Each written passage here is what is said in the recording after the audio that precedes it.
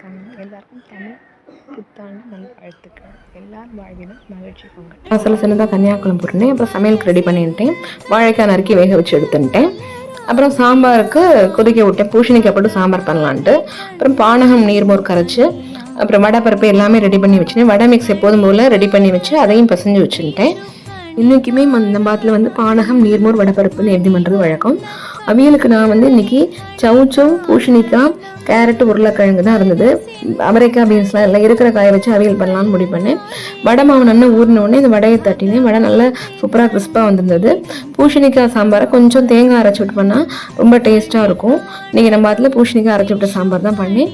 தக்காளி போட்டு ரசம் பண்ணி அப்புறம் பருப்பு கொஞ்சோண்டு வெள்ளரிக்காய் போட்டு பச்சடி, அப்புறம் வாழைக்காய் வேக விட்ட வாழைக்காவை தனியா பொடி போட்டு அந்த காய் மாதிரி பண்ணினேன். அப்புறம் பைத்தம்பருப்பு பாயசம், மாங்காய் பச்சடி பண்ணி கொஞ்சமாக எடுத்து அதில் வேப்பம்பூக்க வறுத்து போட்டேன்.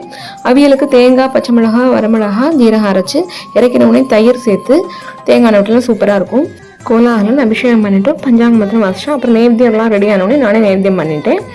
அப்புறம் விஷுக்கனிங்கிறது வந்து கேரளாவில் இந்த விஷுக்கனின்னு சொல்லுவோம். முதல் நாள் நைட்டே பழங்கள், அப்புறம் ஒரு கிண்ணத்தில் காசு, அப்புறம் தங்க நகை இருந்தால் நகை எல்லாம் வச்சு கண்ணாடி முன்னாடி வச்சு காத்தால தூங்கி இருந்தனோடனே அது முன்னாடி தான் முழிக்கணும்னு சொல்லுவாள்.